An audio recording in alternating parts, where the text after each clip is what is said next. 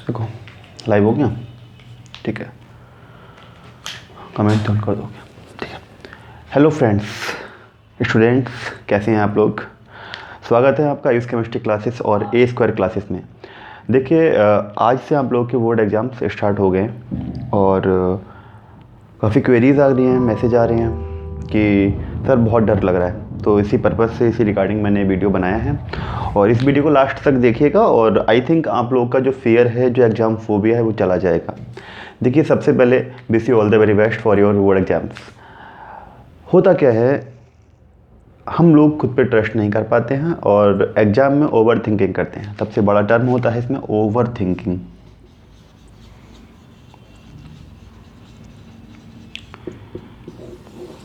आप एक बार सोच के देखिए, क्या आप उन बच्चों में से आते हैं जिसने पूरी साल एक भी क्लास नहीं ली है, एक बार भी अपनी बुक्स को देखा नहीं है, नोट्स नहीं बनाए हैं, प्रॉपर नोट्स नहीं बनाए हैं? क्या आप उन बच्चों में आते हैं? नहीं ना। इसीलिए आपको आता सब कुछ है, लेकिन आप लोग लास्ट टाइम में ओवर थिंक करके कहीं ना कहीं खुद को कम आंकते हो और उसी का रिजल्ट आता है कि आप लोग एग्ज़ाम में पैनिक कर जाते हो और आप लोग के मार्क्स थोड़े से कम हो जाते हैं। तो कुछ पॉइंट मैंने बताए हैं, सबसे पहले आप उसको फोकस करेंगे और अपने एग्ज़ाम में अपना 100% देंगे। देखिए पहला पॉइंट है टाइम मैनेजमेंट, टाइमिंग। होता क्या है, आप लोग एग्ज़ाम करते हो तो एग्ज़ाम्स में कई बार ऐसा होता है कोई क्वेश्चन ईजी आ गया तो उसको हम लोग बहुत ज़्यादा टाइम दे देते हैं, और कोई क्वेश्चन टफ हो गया, कैलकुलेशन आ गई या फिर लेंथ ही आ गया तो उसको हम लोग बहुत ज़्यादा टाइम दे देते हैं। इससे क्या होता है, जो क्वेश्चन प्रॉपर टाइमिंग के साथ होना चाहिए था वो क्वेश्चन किसी दूसरे क्वेश्चन का टाइम ग्रास्प कर लेता है और फिर क्या होता है, लास्ट वाले जो लॉन्ग क्वेश्चन होते हैं वो छूट जाते हैं। हमको ऐसा नहीं करना है।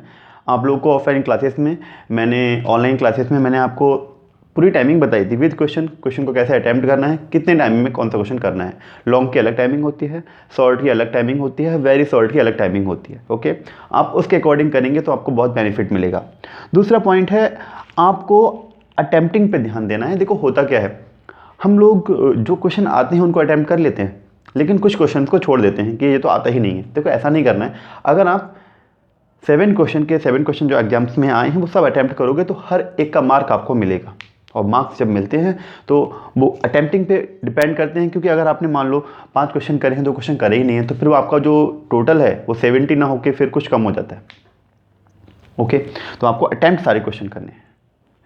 उसके बाद में आपको एग्जाम के टाइम में ना ज़्यादा खुश होना है और ना ज़्यादा सैड होना है। दोनों ही चीज़ें क्या करती हैं, आपका जो बीपी होता है, जो आपकी बॉडी में थोड़ा सा एक ब्लड सर्कुलेशन होता है, वो उसको अफेक्ट करता है और इससे आपके माइंड में एक पैनिक हो जाता है और फिर आप क्या करते हैं, जल्दी से तो क्वेश्चन जल्दी करते हैं या फिर थोड़ा लेट करते हैं। आपको ऐसा नहीं करना है। ओके, उसके बाद में खुद पे ट्रस्ट करना है। कई बार एग्जाम्स में क्या होता है कि आपको अपने पड़ोसी की आवाज़ आ रही है या आपको अपने आगे वाले की आवाज़ आ रही है और आप उस पर ट्रस्ट करके अपना सही क्वेश्चन गलत कर देते हैं। ऐसा बिल्कुल नहीं करना है। एग्जाम टाइम में आपको जो आता है आप अपने आप में बेस्ट हो, आपको जो करना है अपने हिसाब से करना है, अपने अकॉर्डिंग करना है। अपने आप पे आप 100% ट्रस्ट करोगे, आपको कोई प्रॉब्लम नहीं आएगी, मेरे हिसाब से तो नहीं आएगी। ओके, उसके बाद में एक और चीज़ होती है कि आप लोग गिव अप कर देते हो।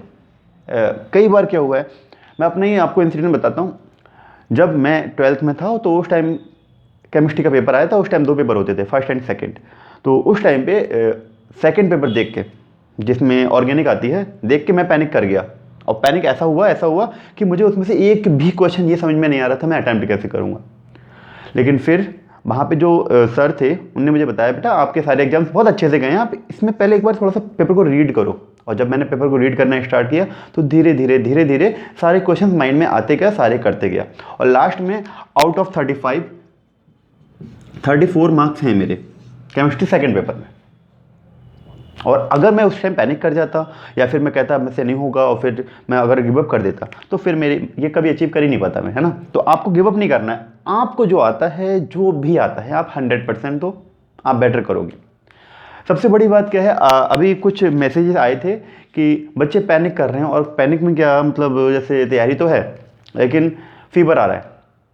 गर्ल्स में बहुत प्रॉब्लम होती है पैनिक होने की, और बॉयज़ भी कि थोड़ा सा होता है ना कि थोड़ी सी चीटिंग करने का सोच रहे। ऐसा नहीं करना है।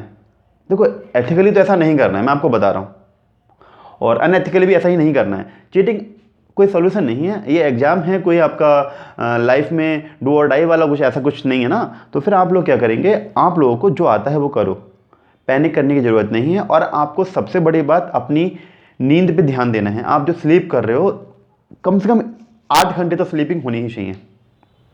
अगर फीवर आ रहा है तुरंत मेडिसिन लो, केयरलेसनेस नहीं दिखानी है, बिल्कुल भी नहीं दिखानी। क्योंकि देखो होगा क्या, आपको हल्का फीवर आएगा, आपको लगेगा कि हाँ चलो ठीक हो जाएगा। नहीं नहीं नहीं, आपको सबसे पहले मेडिसिन लेनी है और अपना ध्यान रखना है, पैनिक नहीं होना है, सोचना नहीं है। और मुझे पता है आप लोग बहुत बेस्ट करोगे।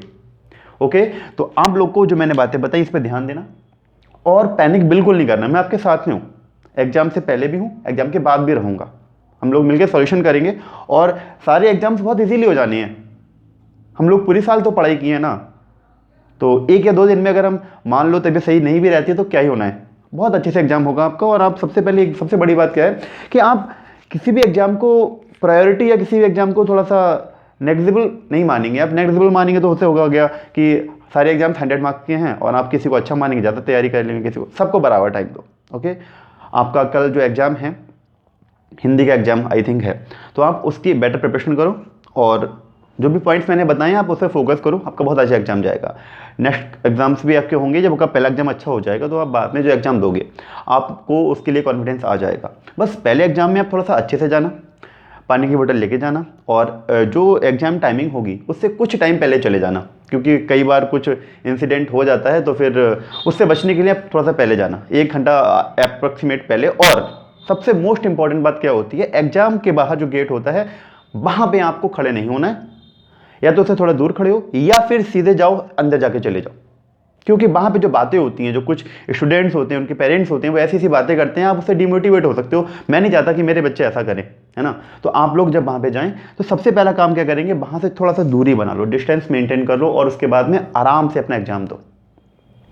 और मैं तो यही चाहूँगा कि आप अगर एग्जाम देने जाएँ तो अपने किसी बड़े भाई बहन को या फिर पेरेंट को लेके ही जाए, जिससे कि अगर कोई प्रॉब्लम होती भी है तो वो साथ में रहेंगे। एडमिट कार्ड की एक फोटोकॉपी और एक ओरिजिनल आईडी लेके जाएं और अपने आईडी भी लेके चले जाएं, कोई दिक्कत नहीं है, ठीक है। बाकी एक्स्ट्रा कुछ भी लेके नहीं जाना है। और ट्रांसपेरेंट जो आपका प्लास्टिक बैग होता है वो लेके जाना है, इसमें पेन पेंसिल रबड़ स्केल वगैरह या फिर कुछ भी रख के लेके जाना है। ओके, तो और स्केल भी ट्रांसपेरेंट ग्लास की होगी, ठीक है। तो आप लोग जो बातें मैंने बताई हैं ध्यान दीजिए और अच्छे से तैयारी कीजिए। कोई प्रॉब्लम आती है मुझे मैसेज कर सकते हैं, कॉल भी कर सकते हैं। टाइम थोड़ा ध्यान रखना और ऑल द वेरी बेस्ट, आप अच्छे से कर सकते हैं। और लास्ट में सबका एक है प्रोटोकॉल BR ACNS, तो एक बार ये बोलना है और आग लगा देनी है बच्चों, ठीक है। Bye, take care.